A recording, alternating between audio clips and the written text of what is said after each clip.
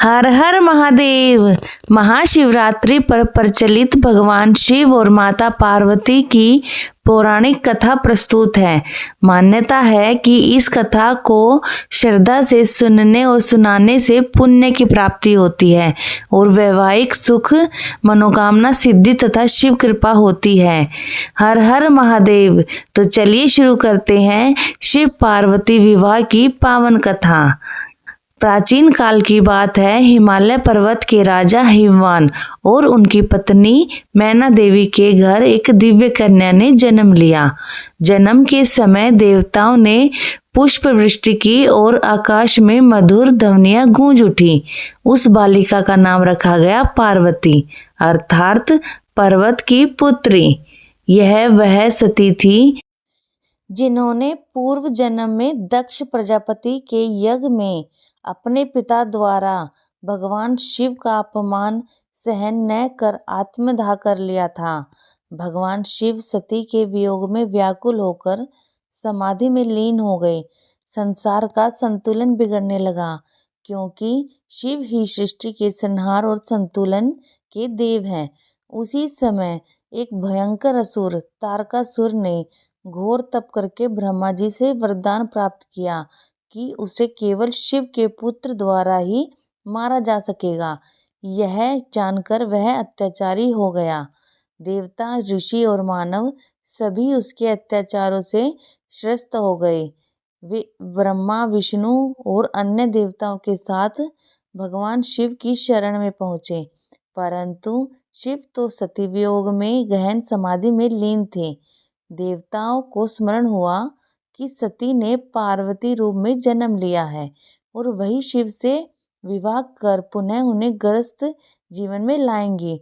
तब देवताओं ने हिमवान से प्रार्थना की कि वे पार्वती को शिव की आराधना के लिए प्रेरित करें।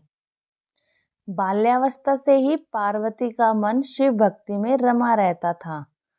वे प्रतिदिन शिवलिंग की पूजा करती, पुष्प अर्जित करती और ओम नमः शिवाय का जप करती। जब वे युवावस्था को प्राप्त हुई तब उन्होंने कठोर तप करने का निश्चय किया। हिमालय की कंधाराओं में जाकर उन्होंने कठोर तपस्या आरंभ की। पहले वे केवल फल खाती रही, फिर पत्तों पर निर्वाह किया और अंत में निराहार रहकर केवल वायु पर जीवित रहने लगी। उनकी इस तपस्या से तीनों लोग कांप उठे। देवताओं ने उनकी स्तुति की। ब्रह्मा और विष्णु ने प्रसन्न होकर उन्हें आशीर्वाद दिया कि उनका विवाह अवश्य ही शिव से होगा। देवताओं ने कामदेव को भेजा कि वह शिव की समाधि भंग करे। कामदेव ने पुष्प बाण चलाया, परंतु शिव ने क्रोधित होकर अपना तीसरा नेत्र खोल दिया। उसकी ज्वाला से कामदेव भस्म हो गए। रति विलाप करने लगी।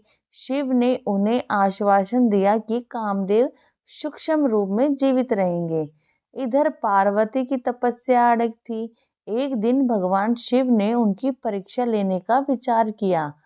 वे एक ब्राह्मण का वेश धारण कर पार्वती के पास पहुंचे और बोले, देवी, आप जिस शिव को पाने के लिए तप कर रही हैं, वे तो भस्माधारी, जटाधारी, शमशानवासी हैं। उनका तो कोई ठिकाना नहीं। आप जैसी राजकन्या को उनसे विवाह नहीं करना चाहिए। पार्वती ने विनम्रता से उत्तर दिया, हे ब्राह्मण देव, आप शिव के स्वरूप को नहीं जानते।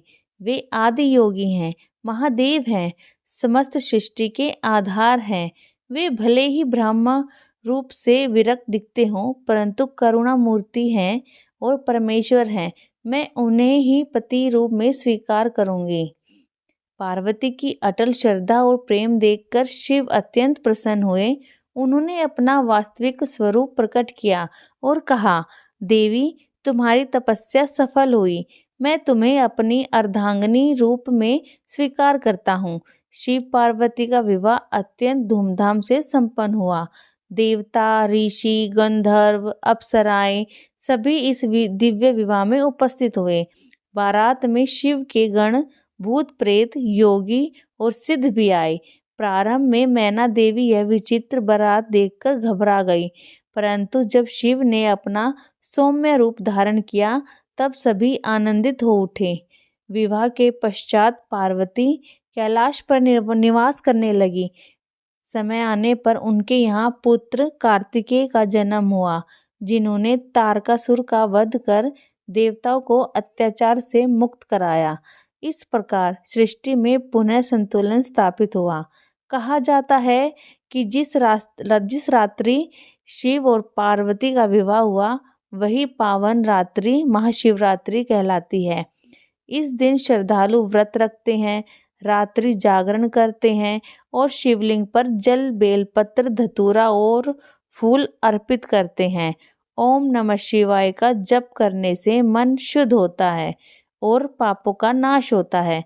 शास्त्रों में वर्णन है कि जो व्यक्ति शिवरात्रि की रात्रि में श्रद्धा से यह कथा सुनता या सुनाता है, उसके जीवन के कष्ट दूर होते हैं।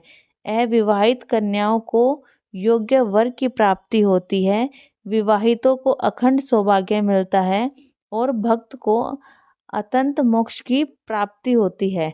भगवान शिव और माता पार्वती का संबंध केवल पति पत्नी का नहीं, बल्कि शक्ति और शिव के अद्वितीय का प्रतीक है। शिव बिना शक्ति के शून्य है और शक्ति बिना शिव के निर्जीव है। दोनों का मिलन सृष्टि को पूर्णता है। इसलिए महाशिवरात्रि की पावन रात्रि में श्रद्धा, भक्ति और विश्वास के साथ इस कथा का श्रवण करना चाहिए और प्रार्थना करनी चाहिए।